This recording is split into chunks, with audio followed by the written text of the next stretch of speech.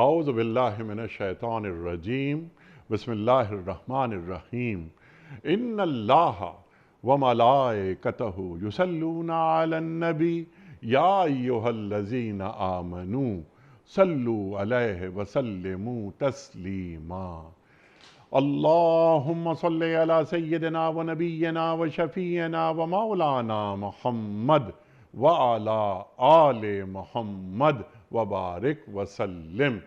محترم خواتین و حضرات، السلام علیکم۔ پیام صبح کے ساتھ ایک بار پھر حاضر میں ہوں آپ کا میزبان انیق احمد۔ خواتین و حضرات، قرآن کریم کی مختلف آیات پر روزانہ گفتگو ہوتی ہے، ماں سوائے جمعہ اور ہفتہ 2 دن سوال و جواب کے لیے ہوتے ہیں۔ آپ اور ہم جانتے ہیں ان 2 دنوں میں ہم کیا کرتے ہیں کہ آپ کی جانب سے آئے ہوئے سوالات کو یکجا کرتے ہیں اور اپنے عہد کے ایک جید مفتی صاحب کی خدمت میں وہ سوالات رکھے جاتے ہیں تاکہ حاصل کیا جائے اپنے مسائل کا حل قرآن و سنت کی روشنی میں۔ خواتین و حضرات، یہ پیر، منگل، بدھ اور جمعرات، ان 4 دنوں میں قرآن کریم کی آیات پر گفتگو فرماتے ہیں ہمارے ملک کے جید علماء۔ آج ہم سورہ ہجر کی آیت نمبر 9 پر بات کروائیں گے اپنے ایک خاص مہمان سے۔ خواتین و حضرات، اِنَّا نَحْنُ نَزَّلْنَا الذِّکْرَ وَإِنَّا لَهُ لَحَافِظُونَ۔ یہ ہے ایک چھوٹی سی آیت، لیکن بے پناہ موضوعات اس چھوٹی سی آیت میں پنہاں ہیں۔ اللہ اکبر۔ اب یہ کہ ہم نے اس قرآن کو نازل کیا، ہم ہی اس کے نگہبان ہیں۔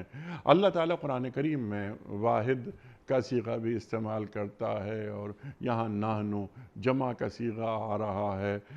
اس کی کیا حکمت ہے، کیا اس کی وجہ ہے، یہ بھی ہمارے محترم مہمان ہمیں تعلیم فرمائیں گے۔ خواتین و حضرات، کیا اللہ تعالیٰ نے کسی اور آسمانی کتاب کی حفاظت کا وعدہ فرمایا ہے؟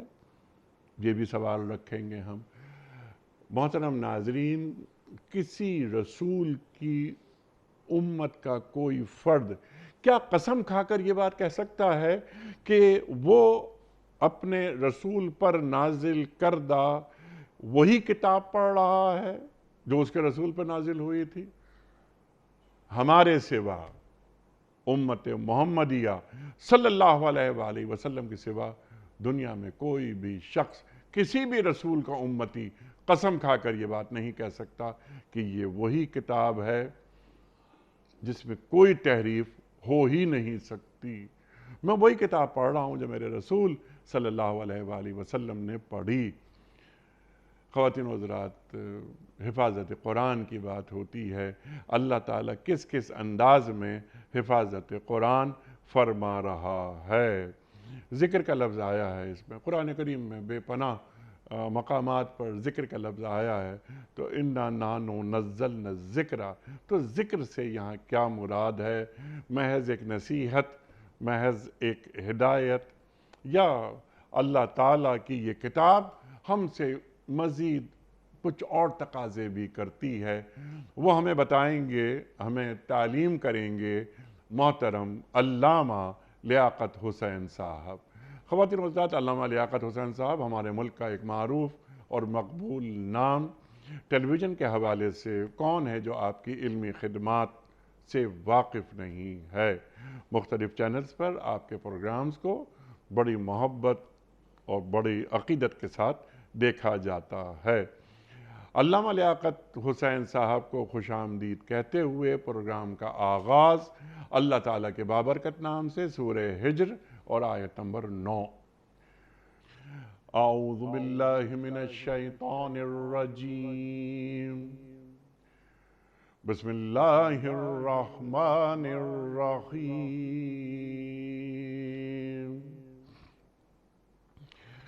اِنَّا نَحْنُ نَزَّلْنَا الذِّکْرَ وَإِنَّا لَهُ لَحَافِظُونَ۔ اِنَّا نَحْنُ نَزَّلْنَا الذِّکْرَ وَإِنَّا لَهُ لَحَافِظُونَ۔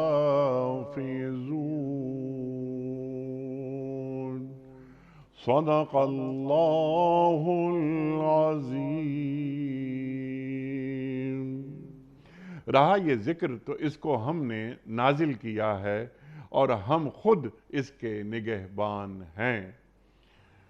خواتین و حضرات، اس سے پہلے کہ ہم رکھیں آج کے پروگرام کے حوالے سے پہلا سوال محترم علامہ صاحب کی خدمت میں، کل کے پوچھے گئے سوال کا درست جواب اور آج کا سوال آپ کی خدمت میں۔ کل کا سوال ہمارا یہ تھا کہ قرآن کریم میں کتنے انبیاء کے اسم گرامی آئے ہیں؟ درست جواب 26۔ آج کا سوال نوٹ فرما لیجئے۔ سرکار دو عالم صلی اللہ علیہ وآلہ وسلم نے انبیاء کی امامت کہاں فرمائی تھی؟ مسجد قباء میں، مسجد حرام میں یا مسجد اقصی میں؟ جو درست جواب آپ سمجھتے ہوں روانہ فرمائیے۔ ہمارے فون نمبرز ہیں 0092213452709۔ ہمارا دوسرا فون نمبر ہے 009221334300980۔ ہمارا ای میل ایڈریس ps@dunyatv.tv۔ ہمارا SMS کا نمبر ہے 3031 اور ہمارا واٹس ایپ کا نمبر ہے 00923218250194۔ حضرت ارشاد فرمائیے، کتنی بڑی آیت، اللہ اکبر اللہ اکبر۔ ارشاد فرمائیے کہ یہاں جو بار بار ہم نے اسے نازل کیا، جمع کا صیغہ بار بار آ رہا ہے۔ ارشاد۔ اعوذ باللہ من الشیطان الرجیم، بسم اللہ الرحمن الرحیم۔ انا نحن نزلنا الذکر وانا لہ لحافظون، صدق اللہ مولانا العظیم۔ آپ نے صحیح فرمایا کہ لفظوں کے اعتبار سے یہ مختصر سی صورت ہے، لیکن اپنے معنی کے اعتبار سے، وسعت کے اعتبار سے بہت بڑی اور بہت عظیم صورت ہے۔ دیکھیں، کتابیں سب اللہ تبارک و تعالیٰ کی ہیں۔ توریت و زبور و انجیل، صحائف رب تعالیٰ نے نازل فرمائے، اور قرآن ان کا مصدق بھی ہے۔ قرآن ان کی نفی نہیں کرتا ہے۔ دنیا کا یہ انداز ہے کہ ایک مصنف آتا ہے تو پرانے سارے جتنے فارمیٹ ہیں ان سب کی نفی کرتا ہے کہ بھائی وہ ٹھیک نہیں تھے، میں صحیح لے کر آیا ہوں۔ لیکن قرآن کہتا ہے کہ وہ سب اللہ تبارک و تعالیٰ کی کتابیں تھیں، اللہ کے رسول تھے، لا نفرق بین احد من رسول، مصدق بھی ہے اور مہیمن بھی۔ مہیمن بھی ہے، بالکل۔ ان کا بالکل ان کی مدد کرنے والا، ان کی عزت کرنے والا، ان کا نگہبان ہے ان کا۔ اللہ اکبر۔ تو اللہ تبارک و تعالیٰ کی سب کتابیں، لیکن یہ جو آیت کریمہ آپ نے پڑھی ہے، اللہ اکبر، یہ شان صرف قرآن کو حاصل ہے اللہ اکبر کہ رب تبارک و تعالیٰ نے نازل بھی فرمائی اور اس کی حفاظت اپنے ذمہ کرم پر رکھی۔ رب تبارک و تعالیٰ نے کسی اور کے ذمہ پر رکھے، فرمایا ہم نے ہی نازل کیا، حسر ہے، انا نحن نزلنا الذکر وَإِنَّا لَهُ، اور ہم ہی اس کی حفاظت کرنے والے ہیں۔ آپ نے اچھی بات فرمائی کہ دیکھیں رب تبارک و تعالیٰ وحدہ لا شریک ہے۔ عمومی طور پر علماء فرماتے ہیں کہ اللہ کے لیے یہی اس کا ادب ہے کہ اس کے لیے واحد کا صیغہ استعمال کیا جائے کہ اللہ تعالیٰ فرماتا ہے۔ اس کی جو سب سے زیادہ ظاہر کرنے والی چیز ہے وہ اس کی وحدانیت ہے، کہ اس کا واحد ہونا، کہ وہ ایک سے زائد نہیں ہے۔ لیکن کبھی کبھی ایسا ہوتا ہے کہ خود رب تبارک و تعالیٰ ذکر فرما رہا ہے، جیسے یہاں پر جمع کے صیغے لے کر آئے، تو اس کے علماء کرام نے توجیحات بیان فرمائی۔ فرمایا اس کی وجہ کیا ہے؟ فرمایا اس کی ایک وجہ یہ ہے، علامہ بالخصوص علامہ غلام رسول سعیدی رحمۃ اللہ تعالیٰ علیہ نے تبیان القرآن کے اندر فرمایا، آپ نے فرمایا کہ اس کی دو وجوہات ہو سکتی ہیں۔ ایک تو یہ ہے کہ بادشاہوں کا انداز ہوتا ہے کبھی کبھی وہ گفتگو کرتے ہوئے جو ہے وہ اپنی ہر چیز کو ملوز خاطر کہ ہم نے یہ کہا تھا آپ سے، ہم آپ سے یہ کہنا چاہ رہے ہیں۔ فرمایا ایک تو یہ ہے، دوسرا یہ ہے کہ رب تبارک و تعالیٰ اپنی ذات ببرکات اور اپنی صفات کو ملوز خاطر رکھ کر اور ایک جمع کا صیغہ استعمال فرما رہا ہے۔ تو اب اس کے اندر علامہ صاحب نے یہی فرمایا کہ بندہ اگر اللہ کی وحدانیت اور توحید کو اپنے اوپر غالب کر کے وہ کہتا ہے اللہ تعالیٰ فرماتا ہے، تو یہ بے ادبی نہیں ہے، اس کے لیے کہ یہاں اس کی وحدانیت و توحید کو اجاگر کرنا مقصود ہے۔ سبحان اللہ، سبحان اللہ۔ تو فرمایا کہ ہم نے ہی نازل کیا۔ دوسرا یہ ہے کہ رب تبارک و تعالیٰ کے فرشتے ہیں مدبرات، بارش نازل کرنے والے، یہ کرنے والے، وہ کرنے والے، تو کبھی رب تبارک و تعالیٰ اپنے فرشتوں کو بھی ساتھ شامل کر کے کہ میں نے ان کو ڈیوٹی پہ لگایا ہوا ہے تو یہ میرے حکم سے سارے کے سارے تو ہم کر رہے ہیں، ہم نے یہ کیا، ہم ان کو یہ پیغام دیتے ہیں، ہم نے ان بستی والوں کے ساتھ یہ کیا، حالانکہ آگے اللہ تبارک و تعالیٰ کے فرشتے کر رہے ہوتے ہیں۔ تو فرمایا کہ رب تبارک و تعالیٰ کی ساری کتابیں، لیکن یہ قرآن کا اعزاز ہے، یہ اعجاز ہے کہ رب تبارک و تعالیٰ نے اس کو نازل بھی فرمایا اور پھر اس کی حفاظت اپنے ذمہ کرم پر رکھی. لا یاتیہ الباطل من بین یدیہ ولا من خلفہ تنزیل من حکیم حمید. کوئی دائیں بائیں سے اس کے اندر داخل ہو سکتی ہی نہیں ہے. رب تبارک، اچھا جب رب تبارک و تعالیٰ نے اس کی حفاظت اپنے ذمہ کرم پر رکھی ہے تو پھر کتابت کی ضرورت کیا تھی، پھر مصحف کی ضرورت کیا تھی؟ یہ اسباب رب تبارک و تعالیٰ نے عطا فرمائے. یہ رب تبارک و تعالیٰ نے اسباب. حضرت جبریل علیہ السلام جب قرآن مجید فرقان حمید لے کر آتے اور حضور علیہ السلام پر کوئی آیت کریمہ نازل ہوتی تو حضور اس کو بار بار پڑھتے، تکرار کرتے محفوظ کرنے کے لیے. رب تعالیٰ نے فرمایا میرے محبوب آپ تکلیف نہ کریں. ما انزلنا علیک القرآن لتشقی، ہم نے آپ کو تکلیف دینے کے لیے قرآن نازل نہیں کیا. لا تحرک بہ لسانک لتعجل بہ ان علینا جمعہ وقرآنہ فاذا قرأناہ فاتبع قرآنہ. بس وہ نازل کیا کریں، آپ پڑھ لیا کریں، باقی سب کام ہمارا ہے، ہم ہر چیز کر دیں گے، اس کے معنی، اس کی ہر چیز. تو وہ فرمایا کہ قرآن کی محافظت کے لیے حضور بار بار پڑھا کرتے تھے. آقا تو جہاں صلی اللہ علیہ وسلم کے مبارک زمانے کے اندر کہیں چمڑے میں لکھا ہے، کہیں یہاں لکھا ہے، وہاں لکھا ہے. یہ بھی ایک محافظت کا حصہ ہے کہ رب تبارک و تعالیٰ نے صحابہ کرام کے سینوں کو کھول دیا. کئی صحابہ کرام شہید ہو گئے جنگ یمامہ کے اندر، بہت سارے صحابہ کرام شہید ہو گئے. سیدنا صدیق اکبر رضی اللہ تعالیٰ عنہ افضل البشر بعد الانبیاء بالتحقیق، آپ کا مبارک زمانہ. سیدنا عمر فاروق رضی اللہ تعالیٰ حاضر ہوئے کہ حضور قرآن کی جمع کے لیے کچھ کیجئے. آپ نے فرمایا کیف افعل ما فعل رسول اللہ صلی اللہ علیہ وسلم. فرمایا حضور نے نہیں کیا، میں کیسے کر سکتا ہوں، کیسی بات کر رہے ہیں آپ. میں حضور نے نہیں کیا ہے لیکن ہے خیر کا کام ہے اچھا کام. آپ بولتے رہے اللہ اکبر. سیدنا صدیق اکبر رضی اللہ تعالیٰ نے اس کے بعد کام شروع فرمایا اور جمع قرآن کا آغاز ہوا. اور اس کے بعد سیدنا عثمان غنی رضی اللہ تعالیٰ کے مبارک زمانے کے اندر مصحف عثمانی آج جو ہمارے ہاتھ کے اندر ہے، اللہ نے ان کو جامع القرآن کا اعزاز عطا فرمایا. اللہ اکبر. اور پھر تشریف بھی لے گئے تو قرآن پڑھتے تشریف لے گئے. فَسَيَكْفِيكَهُمُ اللَّهُ وَهُوَ السَّمِيعُ الْعَلِيمُ. فَسَيَكْفِيكَ یہ پڑھ رہے تھے مبارک آیت کریمہ اور قرآن پڑھ رہے تھے. تو سیدنا صدیق اکبر رضی اللہ تعالیٰ نے جملہ فرمایا اللہ اکبر اللہ اکبر اللہ اکبر. اللہ نے عمر کے سینے کو کھول دیا، اللہ نے عمر کے سینے کو کھول دیا. عمر مجھے بار بار کہتے رہے، اللہ نے میرے بھی سینے کو کھول دیا. اور اس ایک نیک کام کے لیے، کار خیر کے لیے رب تبارک و تعالیٰ نے ہم سے یہ آغاز کیا. تو یہ بھی ایک ظاہری اسباب ہے جمع قرآن کا، یہ جو مصحف ہے. اس کے بعد پھر اللہ تبارک و تعالیٰ نے دوسرا کیا کیا؟ اللہ اکبر اللہ اکبر. آپ کو زبور و توریت و انجیل کے حافظ نہیں ملیں گے. اللہ نے مسلمان بچوں کے سینوں کو کھول دیا. افمن شرح اللہ صدرہ للاسلام، جیسے اسلام کے نور کے لیے کھولا ایسے قرآن کے نور کے لیے کھولا. یار چھوٹا سا بچہ ہے 8 سال کا 10 سال کا، وہ قرآن حفظ کر رہا ہے الحم سے لے کر والناس تک.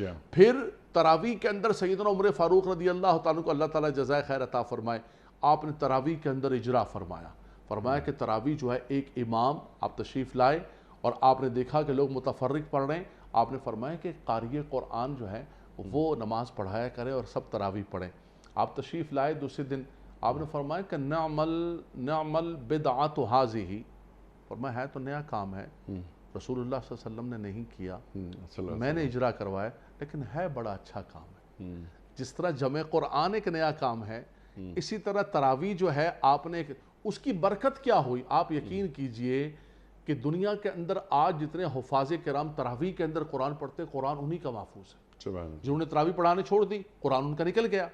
یہ اللہ تبارک و تعالیٰ نے اپنے ایک بندے عمر کے ذریعے جو ہے، ان کی ڈیوٹی، اصل ڈیوٹی والے بندے تھے نا، سارا کام تو میرے رب کا ہے، شانیں تو ساری میری رب کے، اس کو جو کروانا ہوتا ہے وہ تو ایسے کروا سکتا ہے لیکن ڈیوٹی لگاتا ہے. تو ایک مصحف قرآنی کی صورت کے اندر، ایک بچوں کے سینوں کو کھولنے کی صورت کے اندر، ہر اعتبار سے آج دیکھیں کسی مجلس کے اندر، کسی محفل کے اندر، کہیں بھی اگر ذرا سا کوئی بڑے سے بڑا عالم کیوں نہ ہو، قرآن کا ایک آیت ادھر ادھر پڑھ دی، کوئی زبر زیر کے اندر فرق پڑھ دیا، کوئی بندہ یہ نہیں کہتا ہے کہ یہ بڑا ہے، کوئی یہ نہیں کہتا ہے کہ امام حرم ہے بھائی، نہیں 2 لقمہ، نہیں، سب کے پروٹوکول اپنی جگہ. سب سے بڑا پروٹوکول اللہ کے کلام کا ہے.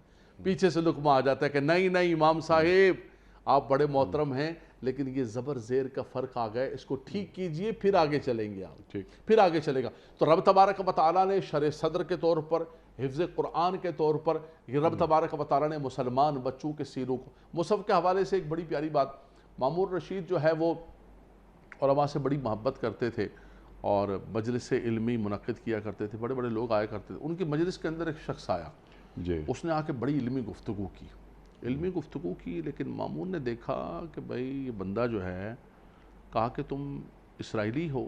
اس نے کہا کہ ہاں۔ کہا مسلمان ہو جاؤ، تمہارے پاس بہت معلومات ہے۔ اس نے کہا نہیں، مسلمان نہیں ہوتا ہوں۔ بہرحال چلا گیا اور اس کے کچھ عرصے بعد دوبارہ آیا اور آ کر مجلس کے اندر بیٹھا، گفتگو کی، تو آپ نے فرمایا کہ مسلمان ہو گئے ہو؟ بولا ہاں میں مسلمان ہو گیا۔ بولا کس چیز نے تمہیں مسلمان کیا؟ بولا مجھے محافظت قرآن نے مسلمان کیا، اچھا، میں نے قرآن کو دیکھا۔ بولا کہ میں نے ایسے کیا کہ جب یہاں سے چلا گیا اور آپ کی دعوت کے بعد میں نے زبور کو جو ہے نا لکھا، اور لکھنے کے بعد 3 نسخے بنائے اور مکتب پہ لے کر گیا، انہوں نے خرید لیا۔ انجیل کو لکھا اور اس کے اندر میں نے رد و بدل کیا، انہوں نے خرید لیا۔ اسی طرح سب کتابوں کا میں نے کیا، انجیل کا کیا، توراۃ کا کیا، زبور کا کیا، اور وہاں جا کے مکتبوں پر میں نے اس کو بیچا اور نسخوں کو تو انہوں نے فوراً خرید لیا۔ ٹھیک، میں نے قرآن کے اندر رد و بدل کیا، میں وہ نسخے لے کر گیا تو انہوں نے مجھ سے خریدا، انہوں نے کہا رک جاؤ، پہلے ہم اس کی تحقیقات کریں گے، پورا پروف ریڈنگ کریں گے، چیک کریں گے۔ ٹھیک، اس کے بعد جب انہوں نے چیک کیا تو مجھے وہ نسخے واپس کر دیے، کہا ہم کسی صورت کے اندر نہیں لیں گے۔ ٹھیک ہے، تو رب تبارک و تعالیٰ نے کتابت قرآن کی صورت کے اندر بھی ٹھیک، قرآن کی محافظت کا ایک ذریعہ بنایا۔ شرح صدر کی صورت کے اندر ٹھیک، سینوں میں بھی سینوں میں قرآن اندر کریم قرآن محفوظ ہو گیا۔ سینوں کے اندر، سینوں سے ایک جملہ کہوں گا میں، یہاں ہمارے یہاں ایسا ہوا، آپ نے جملہ کہا سینوں سے تو مجھے یاد آ گئی بات، رشیا کے اندر ایسا ہوا کہ ایک وقت کے اندر پابندی کے سٹور کے اندر پابندی لگ گئی کہ کوئی قرآن نہیں رکھ سکتا اپنے گھر کے اندر، بڑا خطرناک قسم کا زمانہ آیا،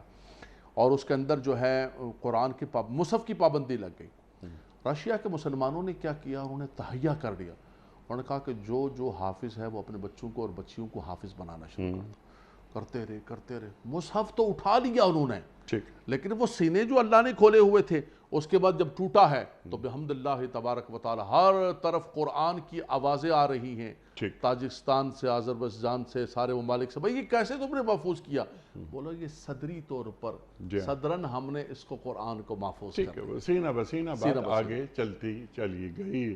اچھا، اسی بات کو ذرا سا پہلے ہم آگے لے کے جاتے ہیں کہ اللہ تعالیٰ نے قرآن کریم کی حفاظت کا ذمہ لے لیا ہے، اِنَّا نَحْنُ نَزَّلْنَا الذِّكْرَ وَإِنَّا لَهُ لَحَافِظُونَ۔ اچھا، یہ ایک لفظی حفاظت کی بات ہو رہی ہے، یہ یہاں معنوی حفاظت کی بھی بات ہوتی ہے؟ دیکھیں، اصل تو بنیادی طور پر یہاں پر لفظی حفاظت کی ہے کہ جو قرآن کا اطلاق ہوتا ہے، جو قرآن مجید فرقان حمید جو ہے، اس کا جو اطلاق لفظ پر ہوتا ہے کہ رب تبارک و تعالیٰ نے جو قرآن نازل کیا ہے، اس قرآن کے الفاظ کے اندر کوئی رد و بدل نہیں کرے گا۔ ہاں، یہ حقیقت ہے، جیسے میں نے آیت کریمہ پڑھی سورہ قیامہ کی، کہ رب تبارک و تعالیٰ نے اپنے محبوب علیہ السلام کو لفظ بھی عطا فرمائے اور ان کے معانی بھی عطا فرمائے۔ اِنَّ عَلَيْنَا جَمْعَهُ وَقُرْآنَ فَإِذَا قَرَأْنَاهُ فَاتَّبِعْ قُرْآنَ، ہم نے سب کچھ عطا کیا ہے، اور وہ صدری طور پر آقا دو جہاں صلی اللہ علیہ وسلم نے جو ہے صحابہ کرام کو عطا فرمائے، تابعین کو عطا فرمائے، اور وہ تفسیر القرآن بالقرآن اور تفسیر القرآن بالحدیث جو ہے وہ آگے چلتی رہی۔ یعنی معنوی حفاظت بھی اللہ کر رہا ہے، اللہ تبارک و تعالیٰ فرما رہے ہیں، سبحان اللہ، سبحان اللہ۔ اور اس کے لیے رب تبارک و تعالیٰ نے علماء ربانیین کو، یعنی جب بھی کوئی قرآن کی، اسی لیے اللہ کے نبی صلی اللہ علیہ وسلم نے فرمایا کہ قرآن کی تفسیر بالرائے نہیں کر سکتے، جو قرآن کے حوالے سے کہے کہ میرا یہ ذہن کہتا ہے، آؤ بھائی بیٹھ جاتے ہیں، مولویوں نے خواہ اپنے بنایا ہوا ہے، انہوں نے کنٹرول کر لیا ہوا ہے، ہم اپنی مرضی سے بیٹھ کر یہاں پر ایک تفسیر کرتے ہیں۔ تو تفسیر بالرائے، فرمایا جو اللہ کے قرآن کے اندر اپنی رائے سے کوئی بات کہے گا، مقعدہ فی النار، اس کا ٹھکانہ جہنم ہوگا۔ جو میری طرف کسی بات کو منسوب کرے گا وہ میری بات نہیں ہے، فرمایا اس کا ٹھکانہ جہنم ہوگا۔ تو اس اعتبار سے قرآن کو دیکھیں، رسول اللہ صلی اللہ علیہ وسلم کی حدیث کو دیکھیں، رب تبارک و تعالیٰ نے دونوں کو محفوظ فرمایا۔ لوگوں نے خرابیاں پیدا کرنے کی کوشش کی، ٹیمیں بٹھائیں، اور ان کے اندر اپنی مرضی سے جو ہے غلط قسم کی چیزیں گھڑنے کی کوشش کی کہ مسلمانوں کے درمیان تفرقہ پیدا ہو، انتشار پیدا ہو، لیکن ایک وقت آتا ہے کہ رب تبارک و تعالیٰ ان سب باطل چیزوں کو کر دیتا ہے اور حق پھر ظاہر ہو جاتا ہے۔ ان الباطل کان زہوقا، جاء الحق وزہق الباطل ان الباطل کان زہوقا۔ لیکن یہاں پر ظاہری اعتبار سے لفظوں کی محافظت کا لفظ کی محافظت ہے، لیکن یہ جو معنی کی محافظت یہ بھی اللہ تعالیٰ نے اللہ تبارک و تعالیٰ اہتمام کر رکھا ہے، بلکہ اور تحریف عملی ایسا کبھی نہیں ہو سکتا کہ قرآن کریم کا کوئی حکم ہو اور عمل اس کے خلاف ہو جائے، ایسا بھی نہیں ہو سکتا۔ بالکل ایسا ہوا، لوگوں نے کوشش کی اور انہوں نے کہا کہ دیکھیں جی یہ اقیم الصلاۃ جو ہے، یہ اقیم الصلاۃ کوئی نماز نہیں ہے، یہ جو آپ لوگوں کو بتایا گیا ہے، یہ مولانا حضرات جو بتاتے ہیں کہ یہ نماز ہے، رکوع کرنا ہے، سجود کرنا ہے۔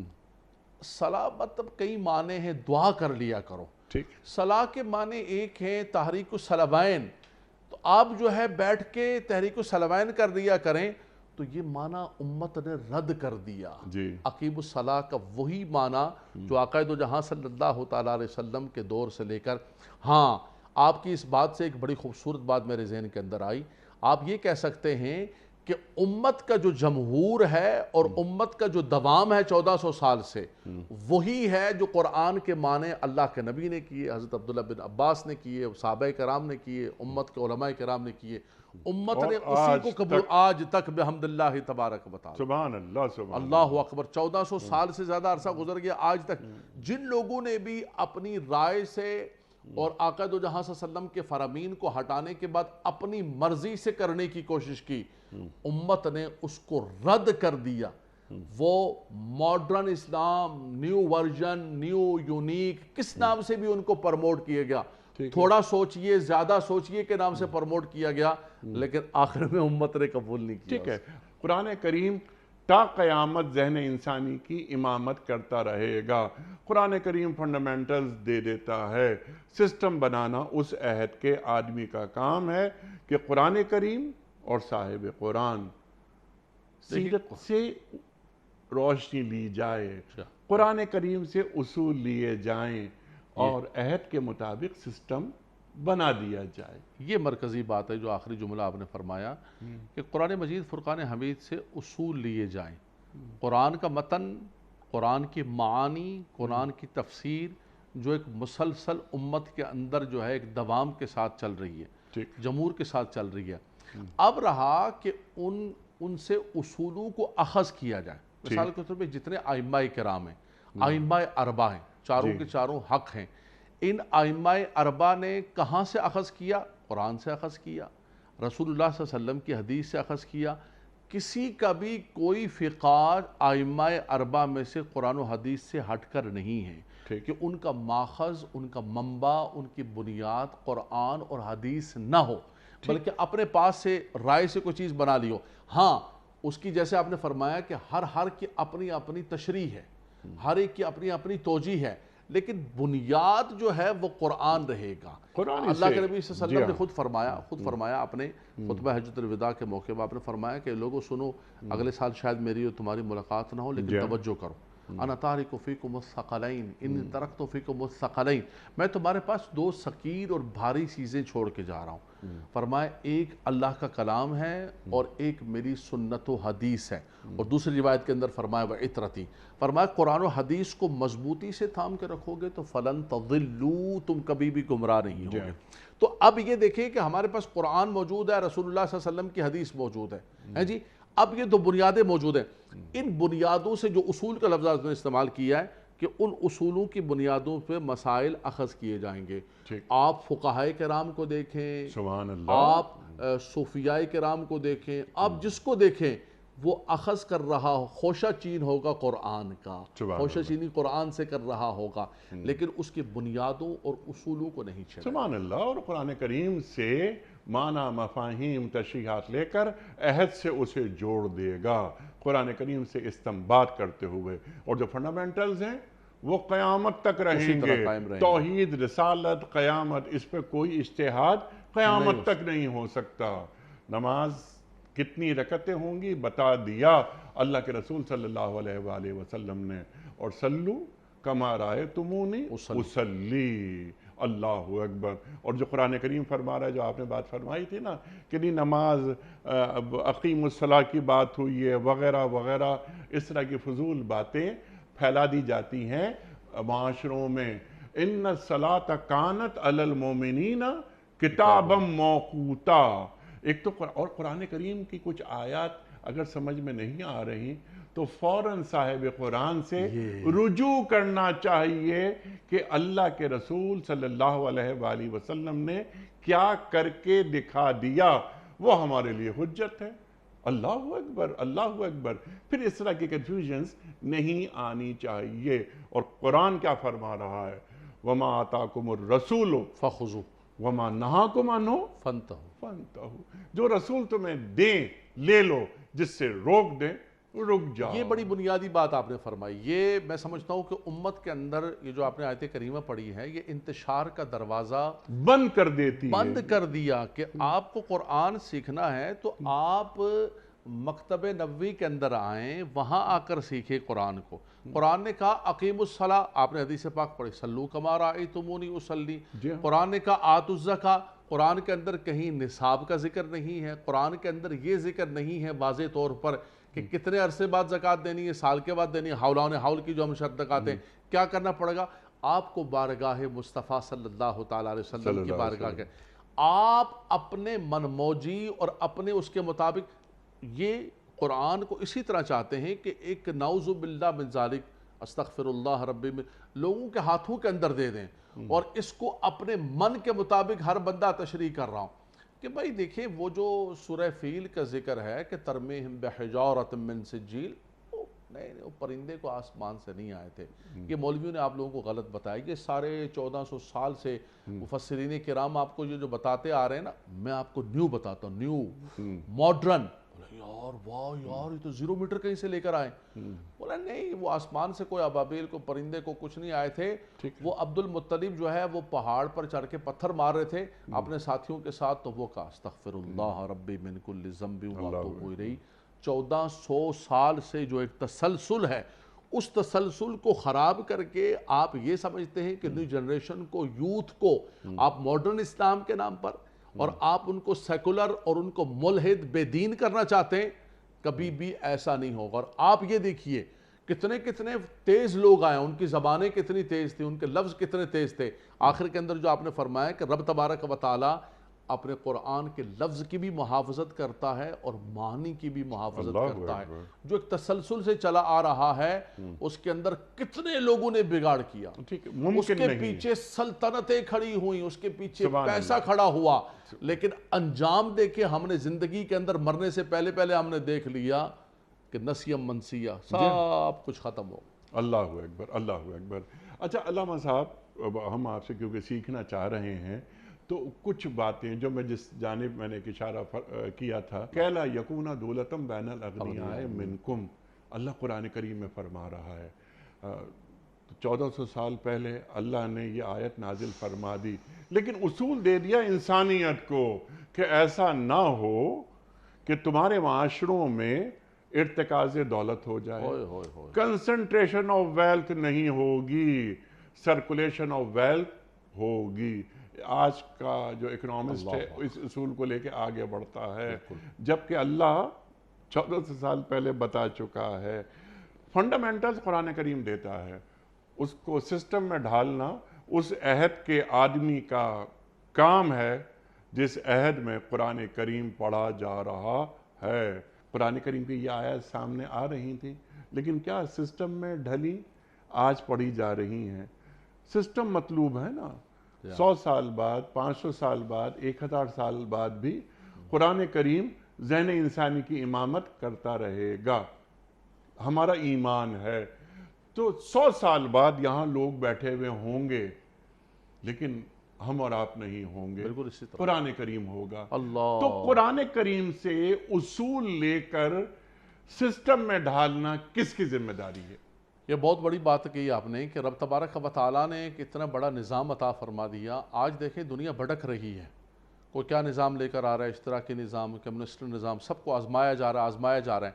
لیکن قرآن نے کہا کہ جو کچھ مرضی تم اپنے عقلوں کے گھوڑوں کو دوڑا لو، جہاں تم لے کر جاؤ، اور دنیا کے سپر پاورز جنہوں نے ارتکاز، سب سے زیادہ ارتکاز کرنے والے یہی ہیں، جتنے نام رکھ لیں، جتنا کچھ آپ ٹائٹل لگا لیں، اصل کے اندر دولت کا ارتکاز کرنے والے اور سرمایہ دارانہ نظام کو پرموٹ کرنے والے یہی لوگ ہیں، صرف ایک نام رکھا ہوتا ہے۔ لیکن قرآن مجید فرقان حمید دی آپ صحیح فرما رہے ہیں کہ یہ ہمارے ان علماء کا کام ہے، یہ ہمارے ان مسلم سکولرز کا کام ہے جن کو اکانومی کے حوالے سے، قرآن کے حوالے سے ہے کہ وہ قوم کو بتائیں اور وہ امت کو بتائیں، بلکہ پوری اقوام عالم کو بتائیں کہ دیکھیں معیشت کا نظام ہمارے رب نے ہمیں عطا فرمایا، کئی لا یکون دولۃ بین الاغنیاء منکم، فرمایا اس دولت کو چند ہاتھوں کے اندر مرکوز نہ کر دینا، فرمایا اسلامیہ جمہوریہ نام رکھ کر کوئی 22-23 خاندانوں کے ہاتھوں کے اندر سب کچھ نہ دے دینا، بلکہ ان چیزوں کو آگے جو ہے سرکولیٹ کرو گے سبحان اللہ۔ تو تب جا کر جو ہے وہ برکتیں رحمتیں ملیں گی۔ اس کو آپ نے منجمد کیا ہوا ہے، سٹک کیا ہوا ہے سارے کا سارا، اور کہہ رہے پتہ نہیں کیا ہوا یار برکتیں نہیں ہو رہی ہیں، ہم نے تو آئے تھے یہاں پر برکتیں، یہاں تو کچھ نہیں ہو، آپ نے کیا ہی نہیں ہے۔ آپ نے رب تبارک و تعالیٰ کے اس نظام کو استغفر اللہ ربی من کل ذنب، ایک اسلامیہ جمہوریہ کا ٹائٹل لگا کے آپ نے اس کو ہٹا کے رکھ دیا، اور آپ نے اس نظام سے بھی بدتر نظام یہاں پر نافذ کیا، تو کہاں اللہ تبارک و تعالیٰ کی طرف سے برکتیں ملیں گی، رحمتیں ملیں گی۔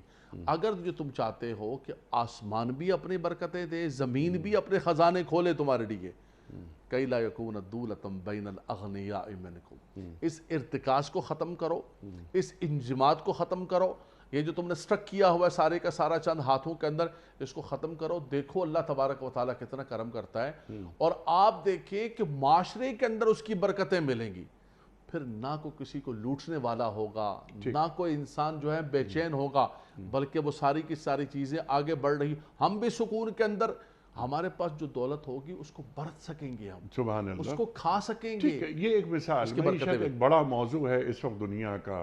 اب یہ شرعیت ہے، ڈیموکریسی کی بات ہو رہی ہے، اس ڈیموکریسی کو مسلمان کیسے کیا جائے گا؟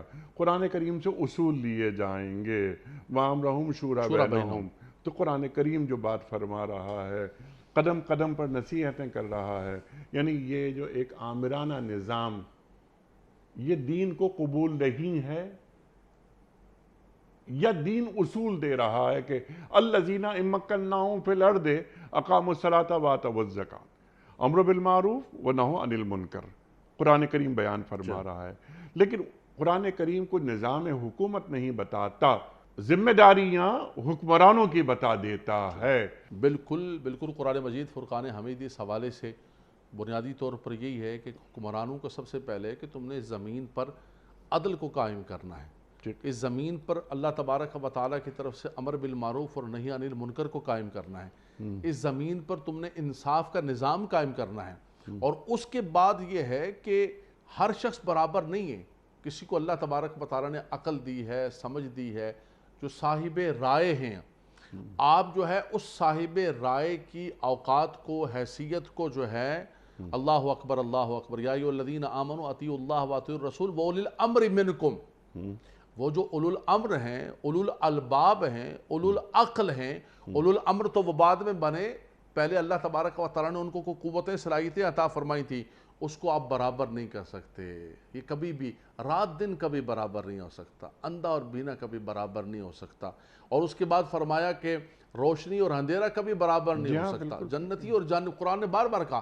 کبھی برابر، یہ بھی کبھی برابر نہیں ہو سکتے، وَأَمْرُهُمْ شُورَىٰ بَيْنَهُمْ، فرمایا کہ ایک شورائی نظام ہو، اس میں جو صاحبان عقل ہیں، وَشَاوِرْهُمْ فِي الْأَمْرِ فَإِذَا عَزَمْتَ فَتَوَكَّلْ عَلَى اللَّهِ، اللہ کے نبی صلی اللہ علیہ وسلم کا خود معمول تھا، لیکن اس کے اندر یہ تھا کہ کچھ لوگوں کو اللہ تبارک و تعالیٰ نے صلاحیتیں عطا فرمائی ہیں، نبی صلی اللہ علیہ وسلم خود فرمایا کرتے تھے کہ یہ میرا عمر ہے، اللہ تعالیٰ نے اس کو عبقری بنایا ہے، جی سبحان اللہ، فرمایا کہ اللہ تبارک و تعالیٰ نے اس کے دل کو اس کا دل جو ہے اس پر اللہ تبارک و تعالیٰ کی طرف سے ایک الہام اترتا ہے، ٹھیک ہے، فَإِن يَكُن فِي أُمَّتِي مُحَدَّثٌ فَإِنَّهُ عُمَرٌ، فرمایا کہ یہ صاحب رائے ہے، میرا ابو بکر صاحب رائے ہے، میرا عثمان صاحب رائے ہے، میرے علی کو اللہ نے حکمتیں عطا فرمائی ہیں، تو دیکھیں یہ وہ لوگ تھے جو آقا دو جہاں صلی اللہ علیہ وسلم کے پاس بیٹھے ہوتے دیکھیں علامہ صاحب، جیسے آپ نے فرمایا میرے سوال کے جواب میں کہ جو عقلی معیارات مختلف ہوتے ہیں، تو میں جمہوریت کی بات کر رہا تھا، شورائیت کی بات کر رہا تھا.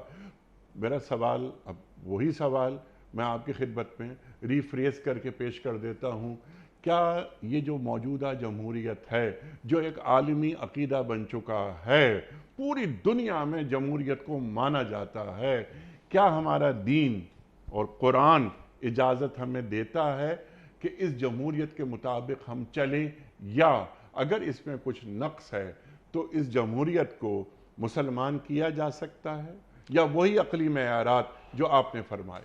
میں نے کوشش کی ہے آپ کے سوال کے جواب دینے کی، اور اس کو پردے کے اندر رہ کر میں نے جواب دیا کہ اسلام کے اندر شورائی نظام ہے، لیکن اسلام کے اندر جو اولو الالباب ہیں، اولو العقل ہیں، ان کا مقام بلند ہے، ان کا مقام بلند ہے. آپ انسانوں کو ایک پلڑے کے اندر نہیں تول سکتے ہیں. ٹھیک. آپ یہ نہیں کہہ سکتے ہیں، میں نے پھر یہ سارے قرآن کی مثال دی کہ قرآن کا سب برابر نہیں ہے. ہمارے ہاں اس جمہوریت کے اندر کیا ہوتا ہے کہ انسانوں کو جو ہے نا وہ گنا جاتا ہے. ٹھیک ہے. انسانوں کو تولا نہیں جاتا. تولا نہیں جاتا. انسان کو یہ نہیں دیکھتا کہ اس کی حیثیت کیا ہے. ٹھیک ہے. ایک شخص ہے کہ جو ماشاءاللہ زندگی کے اندر ہر اعتبار سے پڑھ لکھ کے سمجھدار ہے، اور ایک آدمی ہے جو نہیں پڑھ سکا. ہم اس کو یہ نہیں کہتے کہ ہم اس کو انسانیت سے یا اسلام سے یا اس سے خارج کر دیں گے، اس کو وہ مقام دیں گے، لیکن آپ ایسا تو نہ کرو کہ اس کو اور اس کو تم جو ہے ایک ایسی عقل ہوتی ہے جو 100 لوگوں کے برابر ہوتی ہے، 1000 لوگوں کے، لاکھ لوگوں کے برابر ہوتی ہے. کچھ ایسے امانت دار ہوتے ہیں، اللہ کے نبی صلی اللہ علیہ وسلم نے فرمایا کہ یہ میری امت کا، ساری امت کی امانت ہے ایک طرف، ان کی امانت ہے ایک طرف. یعنی ایک پروفیسر ہے، ایک ڈاکٹر ہے، ایک وائس چانسلر ہے، آپ ایک عالم جیسا دین ہے، جی، ایک شیخ الحدیث ہے، جی، ایک شیخ مفتی ہے، الحدیث ہے، آپ ایک گن مین ہے، ایک چوکیدار، دونوں کا ووٹ برابر نہیں ہو سکتا. تو یہ جو آپ جمہوریت یہ فرما رہے ہیں؟ بالکل 100% یہ آپ یہ جو جمہوریت ہے، یہ جمہوریت دیکھیں، اس کی اصلاح اسی طرح ہو سکتی ہے کہ اس کو جمہوریت کو آپ کیجئے، دنیا کے اندر یہ رائج ہے، ہم کلی طور پر اس کا ڈینائی نہیں کر سکتے، لیکن جو آپ نے جملہ فرمایا ہے کہ اس کو اسلامی جمہوریہ کی طرف کیسے لایا جا سکتا ہے، جمہوریت کو مسلمان کیسے کیا جائے. ہاں یہ ٹھیک. لیکن آپ نے یہ بات بڑی اہم فرمائی کہ جو عقلی معیارات ہوتے ہیں، عقلی سطح، اور جو اولی الالباب کی جو بات قرآن کریم فرماتا ہے وہ کچھ اور ہوتی ہے، اور قرآن کریم اولی الالباب سے الگ مخاطبت کر رہا ہے. اچھا مفتی صاحب، آخری سوال میرا خیال ہے، یہ آخری حصے چل رہے ہیں پروگرام کے. میرا سوال صرف یہ ہے کہ اِنَّا نَحْنُ نَزَّلْنَا الذِّكْرَ وَإِنَّا لَهُ لَحَافِظُونَ کے حوالے سے اللہ تعالیٰ نے کسی کتاب کی حفاظت کا وعدہ نہیں کیا ماں سوائے قرآن کریم کے. قرآن کریم میں یعنی وہ کون سی خوبیاں، خصوصیات ہیں جو تورہ، زبور، انجیل، یہ دیگر آسمانی کتب سے اسے ممتاز بناتی ہیں؟ دیکھیں، قرآن مجید فرقان حمید کے اندر رب تبارک و تعالیٰ نے جتنے مضامین توریت و زبور و انجیل کے اندر موجود تھے ان کو تو رب تبارک و تعالیٰ نے رکھا، لیکن اس کے علاوہ قرآن چونکہ ان کا مصدق ہے، اور جیسے آپ نے کہا کہ وہ جو اصولی چیزیں تھیں، توحید ہے، وحدانیت ہے، نبوت ہے، رسالت ہے، آخرت ہے، وہ تو سارے نبیوں کا یہی پیغام رہا ہے، اور وہ تمام کی تمام چیزیں قرآن کے اندر موجود ہیں. لیکن اس کے علاوہ قرآن مجید فرقان حمید کے اندر جو ہے، جو معیشت کا، معاشرت کا، اور جو ایک انسان کی زندگی ہے اس کے حوالے سے قرآن نے کھل کے بحث کی ہے. ہر چیز کے حوالے، جیسے آپ نے ارتکاز دولت کے حوالے سے بات کی، آپ نے جو ہے مسلمان انما المؤمنون اخوۃ فاصلحوا بین اخویکم، یہاں سے چلتے چلتے ایک خانگی جو زندگی ہوتی ہے اور میاں بیوی کا جو رشتہ ہے، قرآن وہاں تک لے کر آیا ہے. ایک جو بیماریاں ہیں، ان بیماریوں کے حوالے سے، جیسے معوذتین کے حوالے سے فرمایا کہ آپ جو ہے نا سحر اور جادو کے لیے پڑھیں، تو آپ اچلی سطح سے لے کر ایک قوموں اور ملتوں کے کامیابی اور کامرانی سے لے کر ایک خانگی زندگی تک قرآن مجید فرقان حمید نے اس کو ذکر فرمایا. تبھی جب قرآن کا نزول مکمل ہوا تو فرمایا الیوم اکملت لکم دینکم واتممت علیکم نعمتی ورضیت لکم الاسلام دینا. کسی رسول نے، کسی نبی نے یہ بات نہیں اتنی بڑی بات، آج مکمل ہو گیا سارا کچھ. اور یہ مکمل خالی قرآن کی صورت میں نہیں، جتنی کتب سماویہ ہیں، جتنے صحائف ہیں، جو کچھ ہے، سب کو جمع کر کے نچوڑ اور قرآن کا نچوڑ. اور یہ بھی ختم نبوت کی دلیل ہے۔ بہت بڑی دلیل ہے کہ جب مکمل ہو گیا، جی جو دنیا کے اندر نبیوں کے آنے کا منصب اور ضرورت تھی وہ آج مکمل ہو گئی۔ جی فرمایا آج ما کان محمد ابا احد من رجالکم ولکن رسول اللہ و خاتم النبیین، اے آخر النبیین۔ اچھا یہ بھی یہ ہے کہ اپنی مرضی سے تشریح نہ کرو، وہ تشریح کرو جو رسول اللہ صلی اللہ علیہ وسلم اور صحابہ کرام نے فرمائی۔ تو فرمایا یہ اتنی بڑی چیز ہے رب تبارک و تعالی نے عطا فرمائی۔ تو گزشتہ کتابوں کے اندر اور قرآن کے اندر یہ فرق ہے کہ قرآن آپ کی ہر چیز کا احاطہ کرتا ہے، آپ کی معاش کا، آپ کے معاشرت کا، آپ کے خانگی زندگی کا، آپ کا باہمی تعلق کا، اور جو آپ نے حکومت کے حوالے سے، قوموں کے حوالے سے، سربراہان مملکت کے حوالے سے، ان اللہ یامرکم بالعدل والاحسان، ہر چیز کے حوالے سے رب تبارک و تعالی، تو گویا یہ ایک کامل پیغام ہے، مکمل پیغام ہے۔ تبھی اس قرآن کی تکمیل پہ فرمایا کہ آج اللہ کی نعمت مکمل ہو گئی۔ جو آدم علیہ السلام سے لے کر صحائف کا اور کتب کا سلسلہ چل رہا تھا، ان سب کا ست اور نچوڑ نکال کر قرآن، اور آج قرآن پر اور حضور پر ساری چیزیں مکمل ہو گئی۔ یہ امت مکمل، کنتم خیر امت، یہ کتاب مکمل، یہ نبی آخری نبی آ گیا۔ تو اس اعتبار سے دیکھیں اللہ اکبر اللہ اکبر، تو یہ اتنا بڑا اعزاز اور اتنا بڑا آنر ہے۔ اور پھر امت بھی کیسے، صرف ایک جملہ کہوں گا، اللہ کے نبی صلی اللہ علیہ وسلم نے فرمایا قیامت کے دن صفحے لگی ہوں گے، 120 صفحے ہوں گے، فرمایا میری امت کی 80 صفحے ہوں گی۔ تو امت بھی سب سے بڑی، کتاب بھی سب سے بڑی، نبی بھی امام الانبیاء صلی اللہ تعالیٰ علیہ وسلم۔ تو یہ قرآن کے اندر خصوصیات ہیں کہ قرآن تمام چیزوں کی بحث کو، زندگی و موت و شادی بیاہ خانگی، سب کا احاطہ کرتا ہے۔ عدت کے اعتبار سے، عدت کے اعتبار سے، عدت میں یہاں تک فرمایا کہ تم نے نکاح کا پیغام نہیں دینا ہے، اتنی چھوٹی چھوٹی چیزوں کا۔ میاں بیوی کے تعلق کے بارے میں کہا کہ ہن لباس لکم وانتم لباس، چھوٹے بچے کے دودھ پلانے کی عمر کے بارے میں فرمایا کہ حولین کاملین۔ تو فرمایا پوری جو ایک زندگی ہے سب کا احاطہ جو انسان نے مانگا وہ اللہ نے دے دیا قرآن کی شکل میں۔ تو الا یعلم من خلق، کیا اللہ ہی نہیں جانے گا جس نے پیدا کیا؟ تو انسان کی تمام ضرورتوں کا خیال اللہ رکھتا ہے، اور قرآن کریم کے ذریعے پوری انسانیت کو بیان فرما دیا۔ آخری سوال، 2 منٹ رہ گئے ہیں پروگرام ختم ہونے میں۔ یہ تمام خوبیاں، یہ خصوصیات، قرآن کریم کا مقام آپ نے بیان فرما دیا۔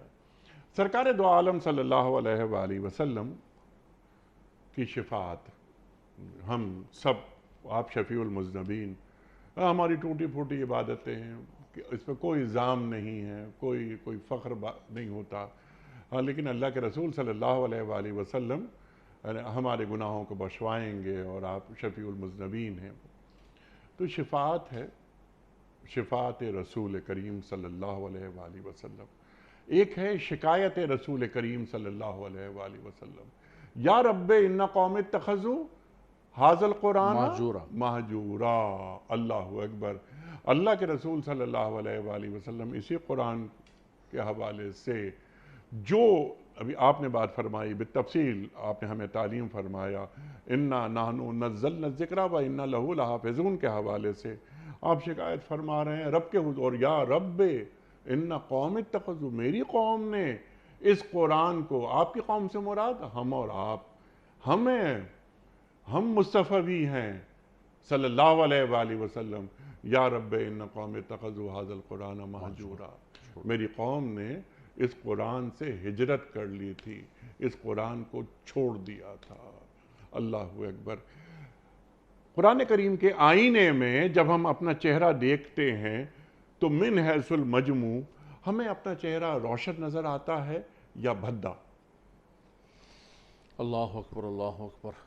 دیکھیں بالکل قرآن مجید فرقان حمید کے جو حقوق تھے، اور اللہ کے اتنی بڑی جو نعمت اللہ تبارک و تعالیٰ نے ہمیں عطا فرمائی تھی، ہونا تو یہ چاہیے کہ ہم اپنی زندگیاں وقف کر دیتے اور اپنے شب و روز تلاوت و تفہیم اور عمل قرآن کے لیے وقف کر دیتے، لیکن ہم نے قرآن مجید فرقان حمید کا حق نہیں ادا کیا۔ قرآن تو ہمیں بلاتا رہا کہ آ جاؤ میری طرف، افلا یتدبرون القرآن ام علی قلوب اقفالها، کیا ان کے دلوں پر تالے لگے ہوئے کہ وہ قرآن کے اندر غور و فکر نہیں کرتے، وہ قرآن کو سیکھتے نہیں۔ وَلَقَدْ يَسَّرْنَا الْقُرْآنَ لِلذِّكْرِ فَهَلْ مِن مُدَّكِّرٍ وَذَكِّرْ فَإِنَّ الذِّكْرَ تَنفَعُ الْمُؤْمِنِينَ۔ قرآن تو یہ کہہ رہا ہے، اور یہاں پر بھی دیکھیں اِنَّا نَحْنُ نَزَّلْنَا ذکر استعمال کیا، جی اور وہاں بھی قرآن کے لیے سب جگہوں پر ذکر استعمال کیا گیا، لیکن واقعتاً یہ ہے کہ ہم نے اس قرآن کا حق نہیں ادا کیا۔ وہ جو حدیث پاک کے اندر آیا ہے کہ ان القرآن شفیعا لاصحابہ قیامت کے دن، اب ہم اس قابل ہیں کہ ہمارا قرآن جو ہے وہ ہماری شفاعت کرے اور قرآن ہمارے حق میں بولے کہ ہم نے اس کا حق ادا نہیں کیا۔ آقا دو جہاں صلی اللہ علیہ وسلم تو رحمت للعالمین ہیں، فبما رحمت من اللہ لنت لہم، جی من ذا الذی یشفع عندہ الا باذنہ، کون ہے جو اللہ کی بارگاہ میں شفاعت کرے لیکن جس کو اللہ تبارک و تعالی اذن عطا فرما دے۔ عسیٰ ان یبعثک ربک مقاما محمودا، سبحان اللہ، فرما رب تبارک و تعالی آپ کو مقام محمود عطا فرمائے گا۔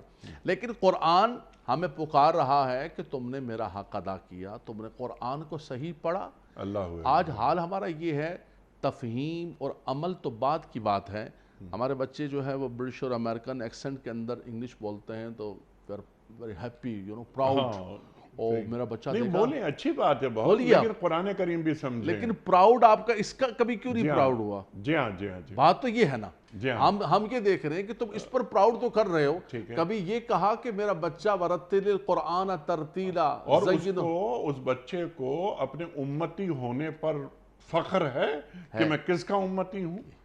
تو یہ والدین کو چاہیے کہ قرآن کریم سے اولاد کو جوڑیں۔ ہم زبانوں کی نفی نہیں کر رہے، سب زبانیں اللہ نے، اختلاف والسنتکم والوانکم سب اللہ نے عطا فرمائے، رب تبارک و تعالی، لیکن یہ جو تم اس زبان مصطفی کو اور کلام مصطفی کو زین القرآن بلحون العرب، اللہ یہ تو حضور نے خود فرمایا، سبحان اللہ، اس کو ہم نے چھوڑ دیا ہے۔ تو قرآن کو صحیح پڑھیں، قرآن کو سمجھیں اور قرآن کے احکاموں کے مطابق زندگی۔ سبحان اللہ سبحان اللہ۔ وہ اقبال فرماتے ہیں نا، ایک ہی شعر بس، گر تمہیں بینی حسابم ناگزیر، از نگاہ مصطفیٰ پنہا بگیر، اللہ اکبر، کہ اگر حساب کتاب ناگزیر ہو بھی جائے تو اے اللہ تو مجھے سرکار دو عالم صلی اللہ علیہ وآلہ وسلم کی نگاہوں سے دور رکھنا، کیونکہ میرے اعمال کی وجہ سے آپ صلی اللہ علیہ وآلہ وسلم کو شرمندہ نہ ہونا پڑے۔ اللہ اکبر۔ مفتی صاحب بڑا ممنون، بڑا شکر گزار آپ تشریف لائے۔ خواتین و حضرات، اِنَّا نَحْنُ نَزَّلْنَا الذِّكْرَ وَإِنَّا لَهُ لَحَافِظُونَ پر علامہ لیاقت صاحب نے تفصیلی گفتگو عطا فرمائی، ہم آپ کے بڑے ممنون، بڑے شکر گزار۔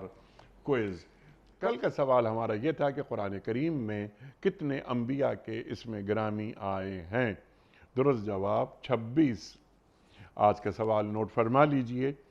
سرکار دو عالم صلی اللہ علیہ وآلہ وسلم نے انبیاء کی امامت کہاں فرمائی تھی؟ مسجد قباء میں، مسجد حرام میں یا مسجد اقصیٰ میں؟ جو درست جواب آپ سمجھتے ہوں روانہ فرمائیے۔ ہمارے فون نمبرز ہیں 0092213452709، ہمارا دوسرا فون نمبر ہے 009221343000980، ہمارا ای میل ایڈریس ps@duniatv.tv، ہمارا SMS کا نمبر 3031 اور ہمارا واٹس ایپ کا نمبر ہے 00923218250194۔ علامہ صاحب ایک پرچی نکال کر اعلان فرما دیجئے کہ آج کے ونر کون ہیں؟ اللہم افتح لی ابواب رحمتک، خالد ہاشمی ہیں۔ کہاں سے؟ شہر کون سا؟ گلشن معمار کراچی۔ خالد ہاشمی صاحب کراچی سے آپ کی خدمت میں دنیا ٹی وی کی جانب سے دینی کتب پر مشتمل گفٹ ہیمپر آپ کے گھر بذریعہ کوریئر روانہ کیا جا رہا ہے۔ آپ کو بہت بہت مبارک ہو۔ پیام صبح کا اختتام ہوتا ہے روزانہ ایک قول پر، اور وہ قول ہوتا ہے صاحب نہج البلاغہ امیر المومنین حضرت علی مرتضیٰ کرم اللہ وجہہ کا۔ آپ فرماتے ہیں جو زیادہ بولے گا وہ زیادہ غلطیاں کرے گا، جو زیادہ بولے گا وہ زیادہ غلطیاں کرے گا۔ سبحان اللہ سبحان اللہ۔ اپنے میزبان انیق احمد کو کل تک کے لیے اجازت دیجیے۔ خدا حافظ۔